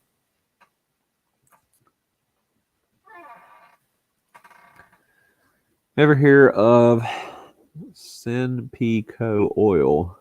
I have not. Salesman says Subarus use their oil and recommend their 520, 75, 90 for the differential. And the CVT fluid for no. Subaru uses Edometsu. They do not use Senpico. So salesman's just telling you that. A few different Subarus. One big 350, still around the golden bottle. Sorry, the issue for the 2007 secondary air pump was that it stopped working, but I never bothered fixing it. Engine light always on. My question is whether I need it or not. No, I mean, it's an emissions thing. If you don't need it to, if you don't have to pass an inspection or emissions in your state, you don't technically need it. It's just an emissions thing. So to run, no, you don't need it. To pass inspection and be quote unquote green or in compliance with the EPA, yes, you would need to replace it. It has acceleration issues. Don't know if it's exhaust leaks. My exhaust is all. Sorry, guys, my voice is starting to give out from talking. My exhaust is old and kind of rusty. I changed all the gaskets from the exhaust. It's automatic. Changed the PCV valve, cleaned the IAC valve, throttle body. Hi, Colin. Who's Colin? Is somebody in the chat's name Colin? I have a 2002 Subaru Legacy B4, and it sometimes randomly overheats, but I'm not sure what it is. Check my coolant level. It's still full, so I don't think it's a blown head gasket, question mark. Without doing a cylinder leakage test, we can't rule out a head gasket. It could be that you have a thermostat that's sticking. But the only really way to check that is to drain the cooling system, pull the thermostat anyway, and chunk it in a pot of boiling water and see if it opens like it's supposed to. So could be a head gasket issue, could be a thermostat issue. So yeah, aside for starting to test some stuff, that's about the direction I could point you in on that. I was told the secondary air pump is a common issue on this car. Yeah, it is because moisture and stuff gets in there and corrodes them up on the inside and shorts them out. But it's not something that you technically need. 2014 Crosstrek CVT wine, 88,000 miles, second owner, half quart low, loose drain plug, added half a quart, improved shift delay to reverse and drive, steel lines. Okay, now I remember. Yeah, that ain't good. Depending on how long they drove it low, although a half quart low shouldn't be that big of an issue. Might need to contact Subaru of America hotline and see if they will give you a credit towards a transmission, because you might be getting close to needing a CVT. API, what do you mean by drop the manifold? Are you talking about the manifold gasket or exhaust gasket? I must have missed some stuff when the chat jumped.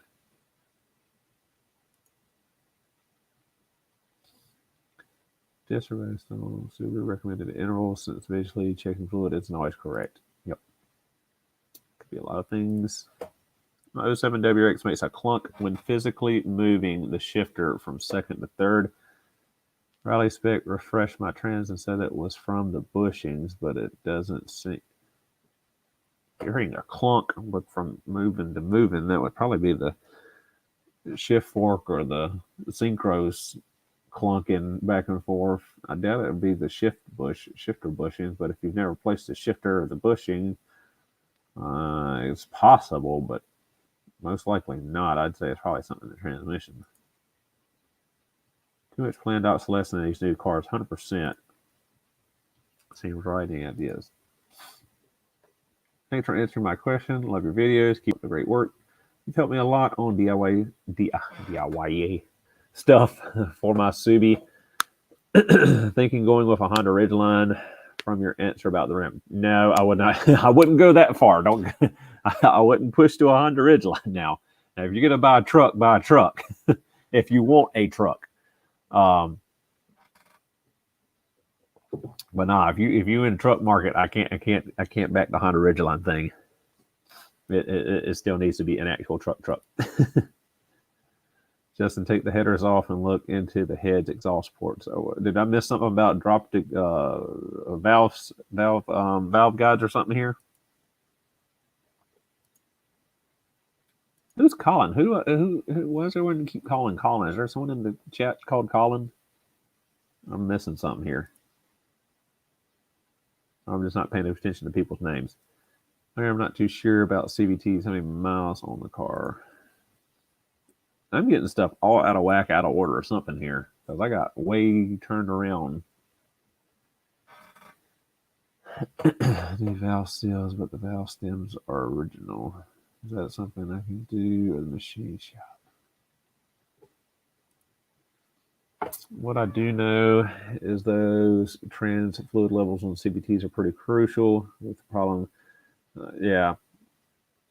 They are tricky as crap sometimes to get them perfectly filled. But yeah, it is a very important that you do keep them at the proper level. Hi, Mr. Subaru. I have a 2006 Outback Limited with dual climate control. Looking for stereo replacement to add Bluetooth, possible aux port. Can't seem to find a good replacement. Thank you. With 2006, you're going to have to get a JDM. It's the JDM doubled in dash kit. Off the top of my head, I can't think where you can order them. I think you can look for them on eBay and find them. I think they're pretty commonly sold there. But once you get that, then you can put any head unit in that you want. But yeah, it'll be a JDM doubled in kit. Being automatic climate control, I think they come with the. I can't remember if you can retain the US spec one or if it comes with a JDM climate control head unit. And I think it comes with a JDM head unit, which will change your stuff to Celsius. I think that's what my 2005 Legacy GT has in it, but I can't say 100% off the top of my head if it is or not.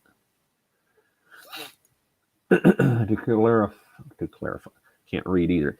To clarify, they said the cloning is from the bushing. Clunking, I guess, is from the bushings on the rear cross member that holds the rear diff. I don't think you'd hear clunking in the rear diff from just sitting still, shifting second to third. Or are you talking about shifting second to third driving? 102, my 98 Forester. I just bought it, but have paperwork from the first owner having work done, 160,000 miles on it, had head gaskets replaced. I've led the system properly with funnel like you use. Just because they had paperwork saying that the head gaskets were done at 160,000 miles does not mean they were done correctly. If you watch the video on worst Subaru head gasket replacement, you saw that someone had recently replaced the head gaskets on that Outback because we had Felpro head gaskets on it, and they were still not, it wasn't done correctly, so I had to replace the head gasket again because it blew right away. So just because someone said they had head gasket done on a Subaru before you buy it does not mean it was done correctly, nor does it mean it was a proper repair. So sadly cannot rule that out just because they have a receipt for it. Guys, I'm probably going to get off here about 9 o'clock. I'm getting hoarse and my voice is starting to give out on me. So we got about 20 minutes I'm going to try to push through and try to answer as many of you guys' questions as possible. Thank you all for the 79 of you that are in here currently and those that have tuned in tonight.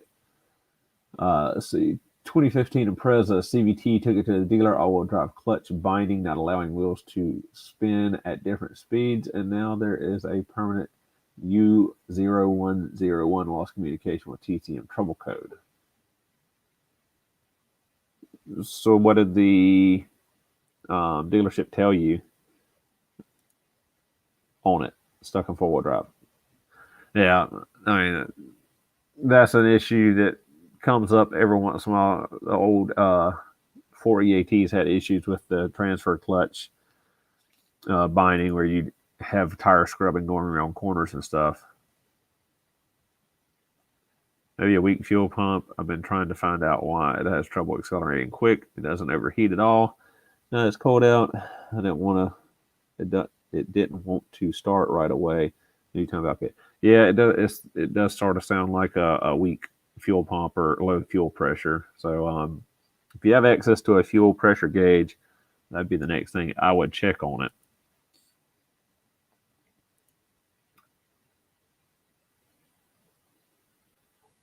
Oh shoot, chat jumped again.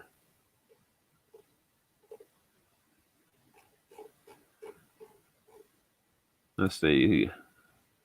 Thank you again for the $5 super chat. Thank you. I know the video you speak of, but haven't watched it yet. Thanks again for your help. Yeah, on the head gasket thing. So yeah, I would definitely do the checks to see if you do have a head gasket issue.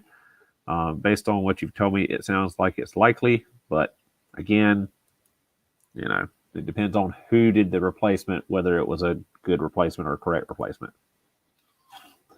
Is there anything I can put in my 4AT when shifting into gear? Is there anything I can put in my 4EAT when shifting into gear? There is quite a delay, also well maintained. Yeah, you probably got the delay forward engagement issue. I did a video on this several years ago with, I think the product's called Transex. It's a product that you can put in, and it will greatly help with the delay shift engagement. But it's not a guaranteed fix, and it's not guaranteed for how long it will stay fixed or help the issue. But I've used it in a couple of 4EAT transmissions and have had good result with it.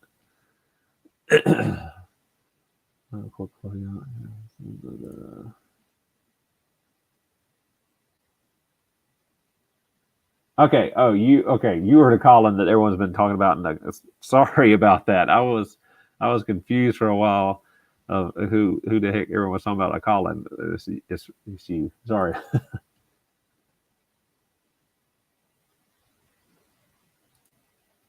Hi, Mr. Subaru. What all should be replaced after an internal failure on an STI besides the oil pump, cooler, and pickup? Oil pump, cooler. You need to get all the ABCS stuff checked as well. Well, depending on what year model STA you have, if it is one that's ABCS equipped. So all the banjo bolts, all of the oil pipes, the ABCS cam pulleys, and the solenoids, all that stuff needs to be checked for metal shavings and or replaced, flushed out. Cool profile picture, by the way.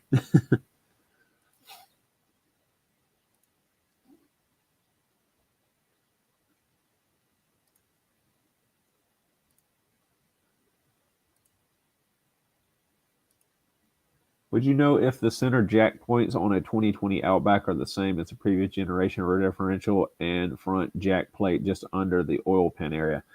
So on the 2010 and newer, they changed the jacking point for the front of the Outbacks. I don't know if it changed after 2015 or 2020 in the newer generation.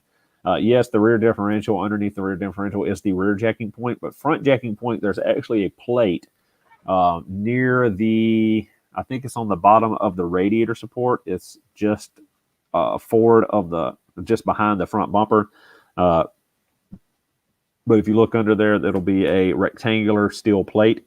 That is the front jacking point, or was for a while. Let me see if I can actually find a picture of that really quickly.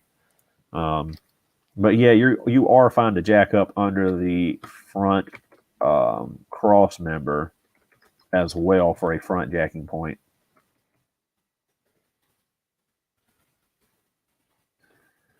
Let me just see if I can find that picture really quickly and put it on screen before we move on.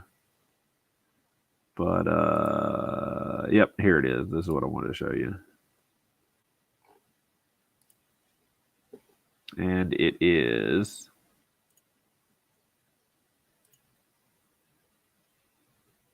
where's the button? Here we go. So this is what I'm talking about. Here is the front axle. Here is the splash guard and the exhaust. Right here is the front jacking point. It's, I'm pretty sure, on the bottom of the radiator support. But that's the front jacking point, and as you see here, the rear jacking point is the rear differential.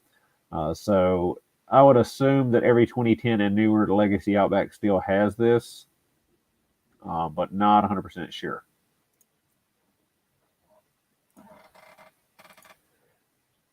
Let's see. I changed the CD axle on my 06 Forester and my girl's 2012 Legacy. Thank you. Made me look like a pro. You were very welcome. I see 2018, 2019 come in for this sound, and it's the heat shields at 80% of the time. Oh, what are we talking about? Is that in regard to the new recall on the exhaust manifolds? Is that what you're talking about? I think I missed some stuff when the chat jumped on us. My 2014 WRX has a slight grinding sound when I accelerate after 2000 RPM normally. Do you know what that could be? Grinding sound on acceleration. That's a tough one. Anytime anyone asks for help diagnosing a particular sound, it's pretty difficult to do without being able to hear it myself. But you know, a general inspection of the car, get underneath it, see if anything looks abnormal. Where are you hearing the grinding sound? Can you kind of isolate it to being something in the engine compartment, something in the back, things of that nature? All right, guys, I'm out. Bye, Tim.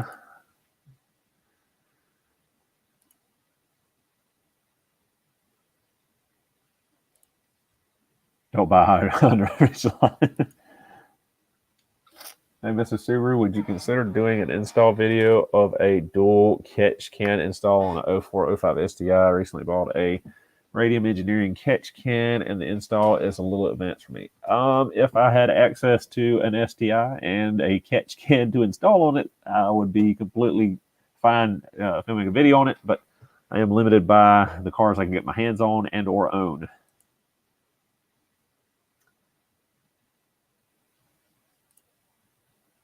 I have a cheap trolley jack. What jack points are safest?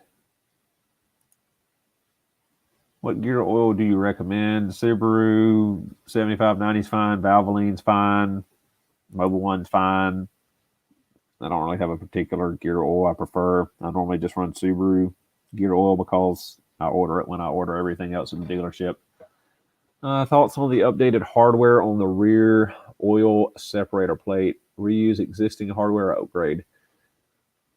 As long as you don't have the plastic first generation AOS plate, you're fine. I mean, if you got the aluminum second gen version, you're fine to reseal it. I don't know why they replaced that with a steel plate. I think it mainly is because of cost, that it's cheaper to stamp out the steel plate and the stubby fasteners than it is to keep producing the aluminum plates.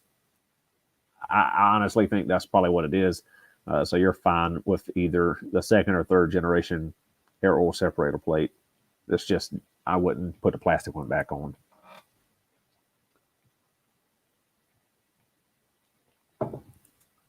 I can see what looks like a jack plate just behind the plastic cover over the oil pan.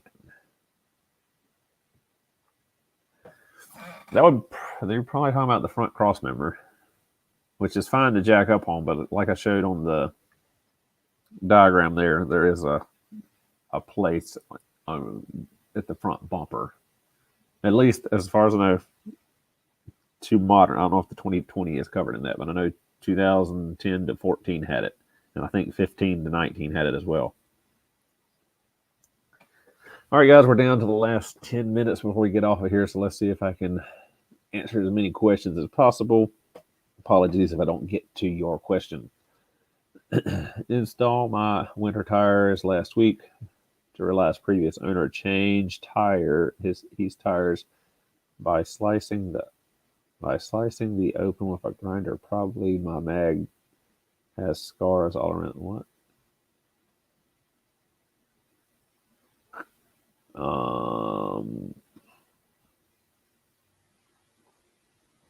Did the previous owner curb the wheels or something? Is that what you're talking about? Like it's all the lip where the tire mounts to the wheel is all scarred up? What are we talking about here? I'm a little confused on that one. Will Lucas transmission fix hurt my 4EAT? If you're looking to put Lucas transmission fix in there, your 4EAT is probably already hurt. What issue you're having where you're thinking about putting Lucas in?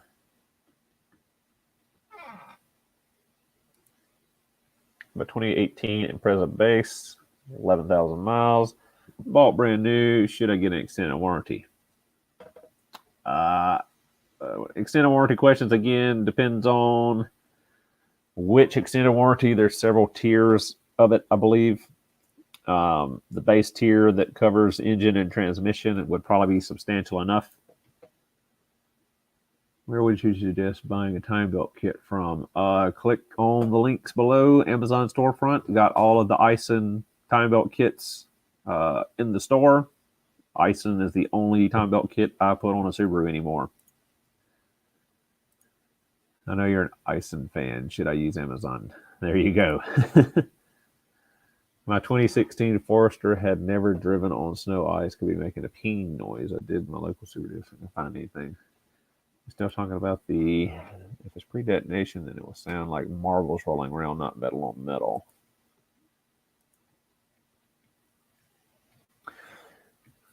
Oh, man. I just had to say that I'm glad to catch another live stream. You're welcome. I think we might start doing these more than once a month, maybe twice a month. It seems that if I do too much time frame between when I do them, people forget about them and don't come and jump on. He has a used 2003 Impreza WRX with 127,000 miles, a good car to buy. I cannot answer that question, honestly. With that age, it depends on who owned it, how it was cared for. I cannot speculate enough to tell you, yeah, it's okay to buy. No, it's not okay to buy. How long can Subaru factory spark plugs last? Recommended change at 60. Change them when they tell us to change. Change them when they're recommended to be changed. How far they'll last after that? They'll last until they start misfiring. I can't give you an exact time or date. I heard there are two different OEM CVT fluids. Which one do I get, and where should I buy CVT fluid for my 2015? If I recall correctly, there's actually 3 different CVT fluids. I know they had an orange version, and there was a green version, and I think there was another version. But I think they had 3 altogether. If you go to the Subaru dealership parts department, give me your VIN number. They will give you the correct version of the CVT fluid you need. Would doing a drain and fill on a rear diff with 250,000 cause any problems if it has never been done before? Should not cause any issues.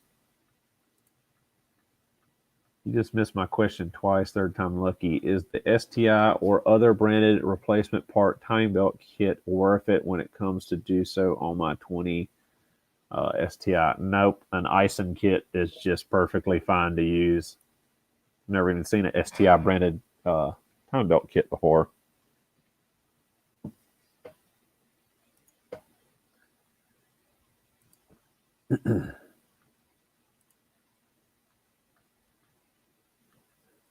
Hope this recording is posted to the YouTube channel. I missed the answer to my question. Yeah, it will. It should post back up after I do a little bit of editing on it. Although I don't think I really need to edit anything because we pretty much got started right away and didn't have any technical issues so far, knock on wood, but we've only got 6 minutes left before we close out here. Certified CVT fluid 2. It's probably CVT fluid 2, but again, I would at least call the parts department with the VIN number and have them tell you which version CVT fluid you need. Is there any benefit to putting a heat shield back on a EJ20 header? If it's not on there and you haven't had any issues, not really. Sorry, I'll try to ask a third time. Consider doing a dual kit. Okay, we've covered that. I saw all 3 times. 2013 Crosstrek leaking CVT oil from torque converter. What's the mileage on it? 2003 WRX Wagon, having problems with starting after going somewhere. Sometimes my check engine light comes on for P0335. Tested the crankshaft sensor and it was good. What do I do next? How did you check the crankshaft sensor? You could have a failing crank sensor due to heat cycle. Let's see, P0335 off the top of my head. Google. P0335 crankshaft position sensor. Yeah, if it was. Sorry, I'm stumbling. 2003 WX with P0335. Again, how did you test the crank sensor and it was good? What test did you do to see that it was good? Is it absolutely necessary to change a faulty head gasket, or can I just check my oil level forever? Depending on how it fails, if it's mixing coolant oil, you need to change it immediately. If it's leaking externally, basically, as long as you keep the coolant filled and the oil filled, you're good. But at any moment, it could become a much more severe leak and greatly accelerate the loss of oil and coolant.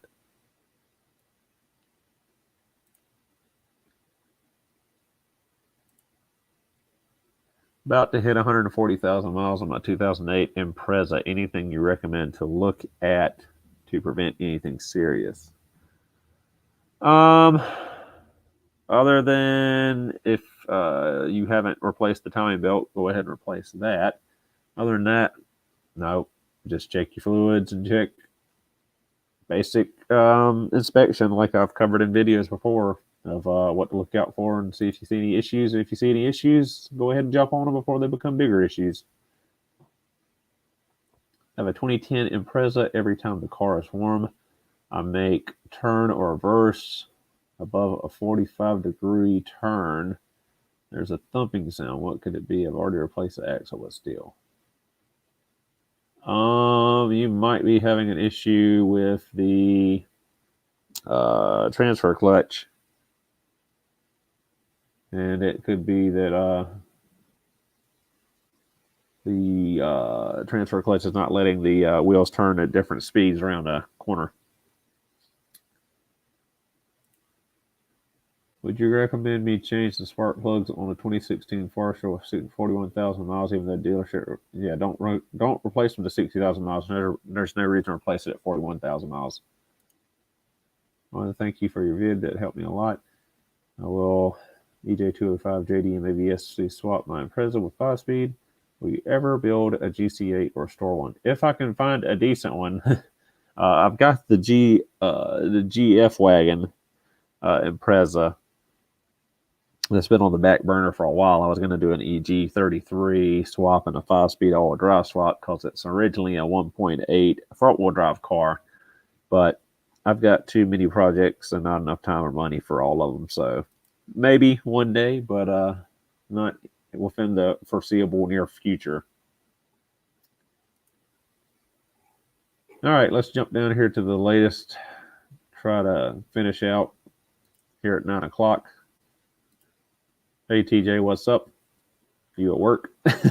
Watching on your phone? Or did you just get off work? 2004 STI with 39,000 original miles on it. When should the timing be done? 2004 with 39,000 miles. Based on the age, you need to go ahead and do it. Otherwise, it'd normally be 90 to 100,000 miles. But based on the age, I would probably go ahead and just put a belt on it. Having issues with P0700 code for transmission. I think I just need to replace the transmission wiring. Is that hard to DIY? Any suggestions? What year model? What model car? What year model?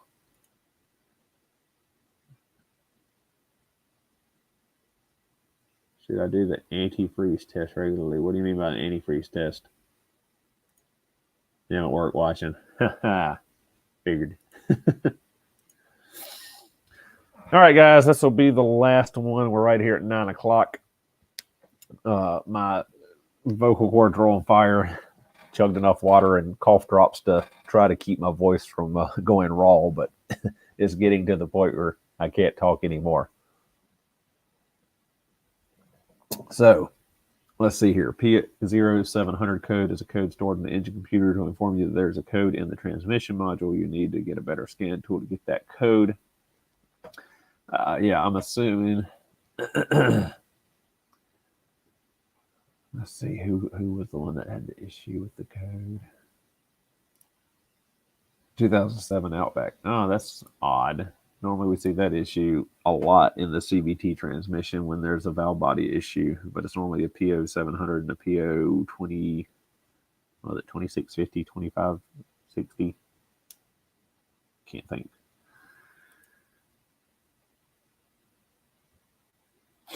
Okay, last question. 2004 Outback, does the front wheel drive fuse work on a 5-speed? Absolutely no, it does not. What the front wheel drive fuse does on it only works on the automatic transmission. What happens is when you put the fuse in, it basically cuts off the transfer clutch. The transfer clutch is what transfers power through the prop shaft to the rear differential, essentially making the 40AT a front wheel drive only transmission. So that's what happens when you put the front wheel drive fuse in. The 5-speed is all mechanical, so a fuse is not going to do anything. I don't even think that they have a front wheel drive fuse spot. I know the older 90s cars had a dedicated front wheel drive fuse holder over on the right hand strut tower, if I'm thinking right. And I think later on they moved that front wheel drive fuse into the regular fuse box on the left strut tower.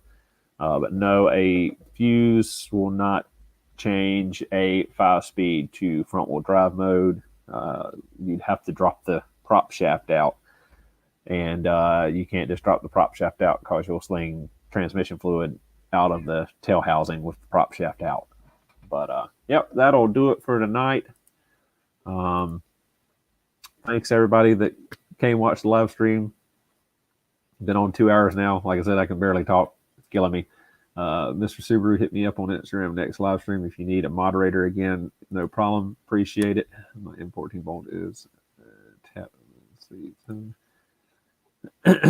So, yep. Thank you guys for tuning in. Thanks for watching.